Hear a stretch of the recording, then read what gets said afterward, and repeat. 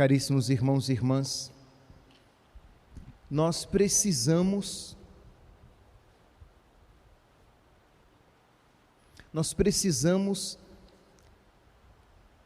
fazer uma leitura espiritual da história e da nossa história. Nós precisamos ter uma visão espiritual da vida, do que as pessoas estão vivendo e pelo que as pessoas estão passando, e ter uma visão espiritual da nossa vida, daquilo que estamos vivendo e aquilo pelo qual estamos passando. Se isso sempre foi verdade, hoje, atualmente, nesses últimos acontecimentos, mais do que nunca isso se torna verdadeiro.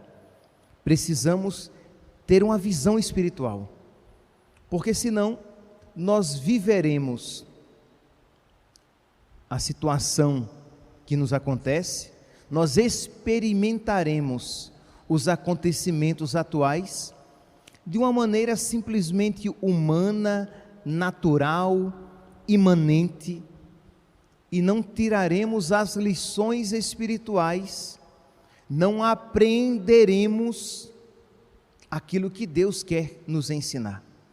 Então hoje, neste primeiro sábado do mês, nós vamos aos pés da nossa mãe, a mãe da sabedoria, Nossa Senhora, mãe da sabedoria, e queremos pedir a ela este dom, essa sabedoria, esse discernimento, essa capacidade de compreender, de aprender, de apreender, de guardar em nós aquilo que Deus quer nos ensinar com todos esses acontecimentos. E o Evangelho de hoje nos dá ocasião para isso. Diz aqui, Jesus Cristo realizou o último sinal. O contexto do Evangelho de hoje é esse: Jesus ressuscitou Lázaro, e alguns creram e outros endureceram ainda mais o seu coração. Por quê? Porque leram simplesmente numa perspectiva humana. Isto é, olha, se nós não fizermos nada, todo mundo vai acabar acreditando nele, e os romanos virão e vão destruir o nosso lugar sagrado, vão tirar o que nos resta ainda da nossa soberania, pensavam os líderes judaicos. Uma visão puramente humana, material, imanente. Mas é interessante que diz aqui: muitos dos judeus que tinham ido à casa de Maria aqui, a irmã de Marta e Lázaro, aqueles que tinham visto o último sinal de Cristo, segundo o Evangelho de São João, o último milagre para trazê-los à verdade, para conceder-lhes a salvação. Muitos judeus viram e creram, viram o que Jesus fizera e creram. Mas, versículo 53, a partir desse dia, as autoridades judaicas tomaram a decisão de matar Jesus. Um mesmo acontecimento, leituras tão diversas. Um mesmo acontecimento, decisões tão diferentes. Uns creram em Jesus, outros decidiram matar Jesus. Volto então, meus santos, à afirmação que eu havia feito no início da homilia. Precisamos ter uma visão espiritual, precisamos ler segundo o Espírito, precisamos ler os tempos atuais, os acontecimentos atuais, as circunstâncias atuais. Precisamos ler segundo o Espírito e não ler simplesmente segundo as categorias humanas, jornalísticas, midiáticas. Nós levaremos em consideração essas realidades jornalísticas, midiáticas, informativas, mas nós precisamos ler esses, e aqui eu me refiro especificamente a esta pandemia. Nós precisamos ler esta pandemia a partir do Espírito de Deus, a partir de Deus que nos chama a uma vida de maior intimidade com Ele, que nos chama a uma reflexão da brevidade e da fragilidade da vida humana, que nos chama a uma compreensão de que, como a felicidade deste mundo é fugaz, é como o orvalho da manhã, que quando os primeiros raios do sol aparecem, o orvalho seca, desaparece. Felicidade verdadeira está em Deus. Felicidade verdadeira é aquela para a qual nos preparamos, já que este mundo é passagem, já que esta vida é uma passarela. Estamos passando e não adianta querer montar barraca, fazer morada permanente na passarela. Ela é passagem. Nós estamos passando por este mundo e podemos passar para Deus, passar para a vida eterna, fazer a nossa Páscoa, passagem para Deus, ou fazer a nossa Páscoa, passagem para a perdição eterna, para o inferno. Então precisamos fazer uma leitura espiritual, porque senão, repito, nós iremos olhar para esta pandemia e iremos sofrer as consequências dela apenas numa angústia humana, como que tudo isso estivesse nos acontecendo por acaso. E agora faço uma aplicação mais ampla, como se os acontecimentos da nossa vida fossem fortuitos, fossem casuais e não tivessem um sentido sobrenatural. Isto é Deus me advertindo e me chamando, me dando um sinal para que dele eu me recorde, mas me recorde de verdade. Não é recordar-se de Deus no sentido como alguém se recorda de um lugar ou de uma pessoa. Eu me recordo da minha mãe e pronto. Não, recordar-se de Deus, e isso faz com que toda a postura da minha vida mude. Recordar-se das realidades sobrenaturais e fazer com que o meu viver agora se volte para Deus, para as realidades espirituais. Senão, nós iremos nos deixar sufocar por tudo isso que está acontecendo. Iremos nos tornar mais materialistas ainda.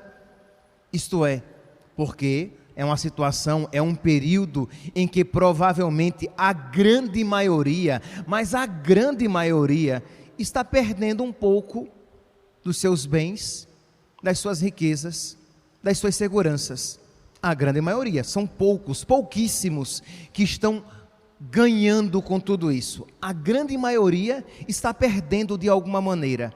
Ora, se nós não fizermos uma leitura espiritual, nós nos tornaremos mais materiais, porque ficaremos com os olhos ainda mais voltados para aquelas realidades que estamos perdendo.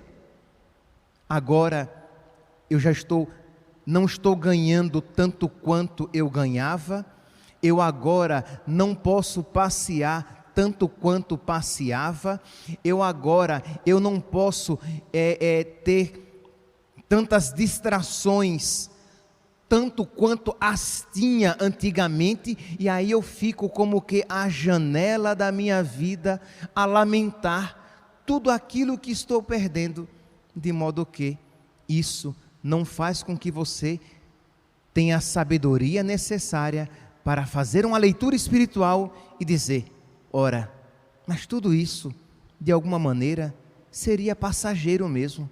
Eu preciso voltar mais do que nunca o meu coração para as realidades eternas. É Deus cuidando de mim. É Deus me dando uma ocasião para que eu aprenda que Ele é o necessário.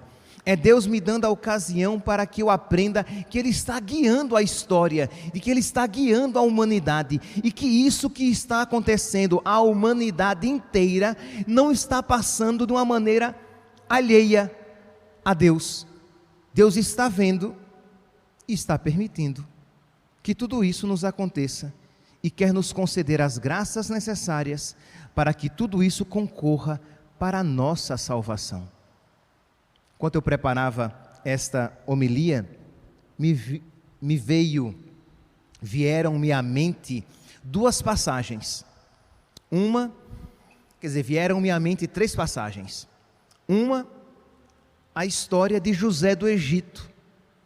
Vocês podem depois em casa pegar, começa desde o capítulo 37 do livro do Gênesis, isso mesmo, até o final do livro, no capítulo 49. Deixa eu ver aqui se eu não estou diminuindo, 50. Até o capítulo 50 do livro do Gênesis. No capítulo 45, existe algo assim, vou aqui resumir, bem resumido. José do Egito, vocês sabem, era o filho mais novo de Jacó. Os outros irmãos de José tinham ciúme dele, porque ele era o preferido do pai, do velho Jacó. Então eles maltrataram o irmão, jogaram-no no fosso e depois o venderam como escravo para os madianitas que estavam passando, e ele foi levado para o Egito. Então José tinha todos os motivos. Depois voltaram para o pai e disseram: olha, um animal o matou, ele morreu, pronto. Então José tinha todos os motivos para encher o coração de mágoa dos irmãos que fizeram isso com ele. Vem uma peste, uma fome que assola toda aquela região, e José, que agora estava muito bem, obrigado, ele agora tinha poder no Egito. E os irmãos vieram, sofridos, mendigar, pedir ajuda. E agora José tinha várias atitudes. Ele poderia ajudar os irmãos e dizendo: está vendo? Vocês agora estão precisando de mim, me fizeram mal, mas tá bom, eu vou ajudar, mas vocês lembram, a maldade que vocês me fizeram. Quer dizer, se isso ele fizesse, o coração dele estaria ainda cheio de ira. Ele poderia fazer pior ainda: tem comida não? Vocês não quiseram me matar? Vocês não disseram para o meu pai que eu havia morrido? Pois bem, morri.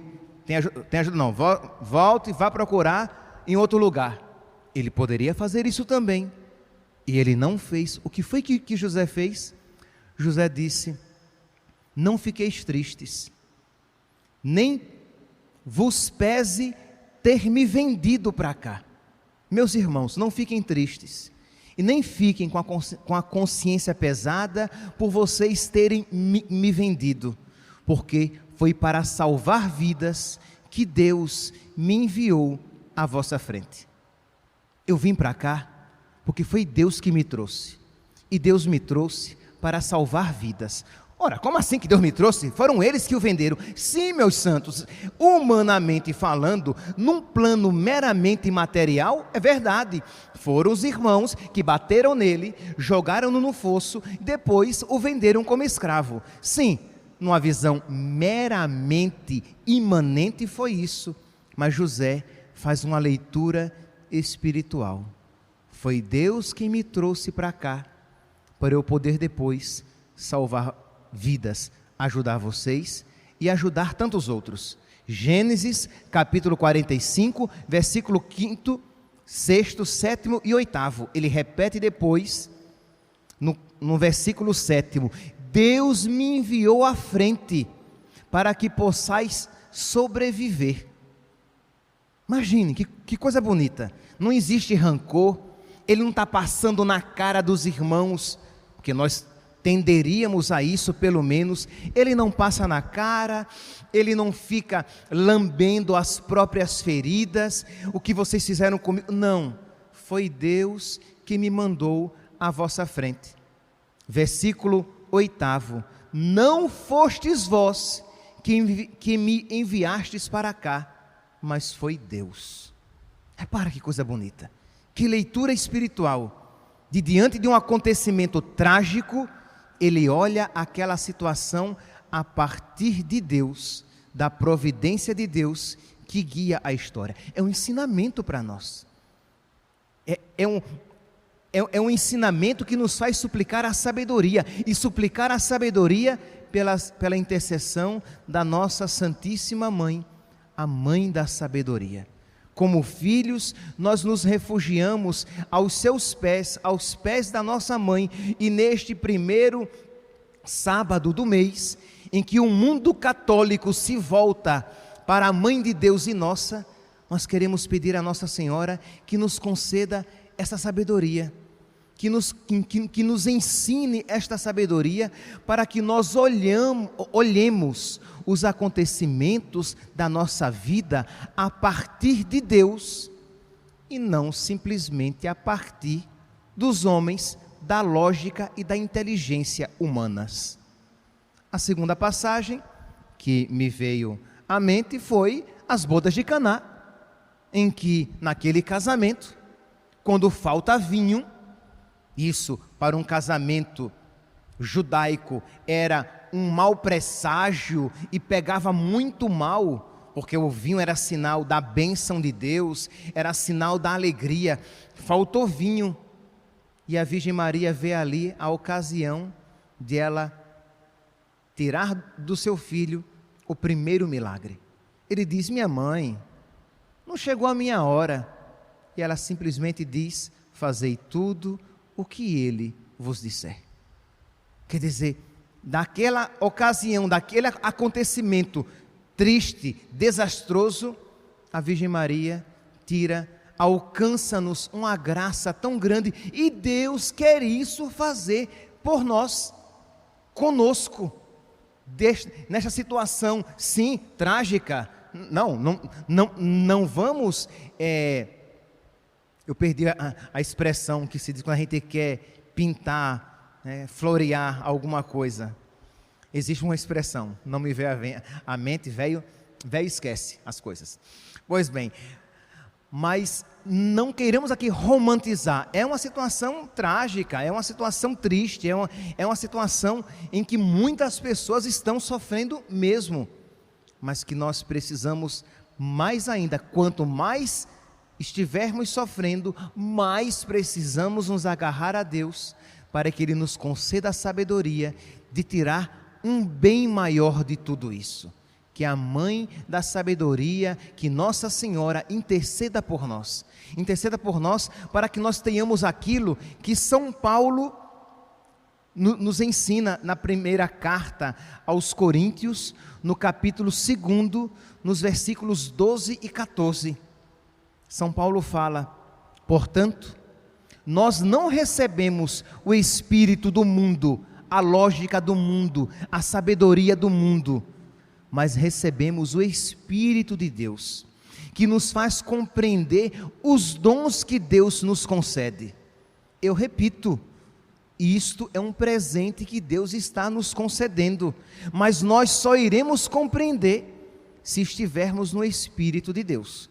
Se não estivermos no Espírito de Deus, nós iremos compreender esta pandemia como uma desgraça. Nós iremos compreender esta pandemia como uma chatice insuportável, porque não aguentamos mais ter a nossa vida mudada dessa maneira. Iremos enxergar essa pandemia apenas como um acontecimento que está retirando os nossos recursos.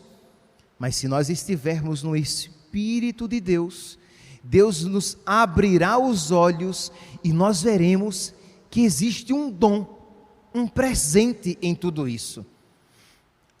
O Espírito de Deus nos faz compreender os dons, os presentes que Deus nos dá. 1 Coríntios, capítulo 2, versículo 12. Agora versículo 14. O homem carnal, o homem material, o homem sem fé, o homem material, ele não compreende o que vem do Espírito. Tudo lhe parece loucura. Isso que eu estou falando, para quem não tem fé, é loucura, entendeu? É conversa de religioso louco, desequilibrado, que não tem o que falar. Mas para quem tem o Espírito de Deus, repito, o homem simples, o homem carnal, o homem material, ele não compreende o que vem do Espírito, porque isso lhe parece loucura. Ele não pode entendê-lo, porque só se pode compreender espiritualmente.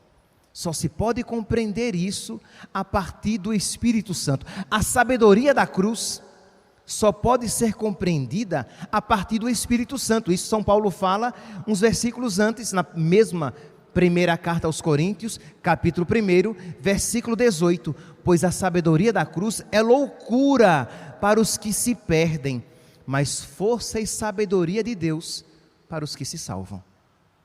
Isto é, essa sabedoria, essa inteligência só pode ser recebida, só pode ser compreendida a partir do Espírito de Deus. Que a nossa mãe, a Virgem Santíssima, aquela que com carinho filial, hoje nós nos recordamos no primeiro sábado do mês, que ela invoque, que ela interceda junto ao seu Filho, pedindo o Espírito de sabedoria, para que seja abundante em nós e naqueles por quem nós estamos rezando. Louvado seja nosso Senhor Jesus Cristo, para sempre seja louvado.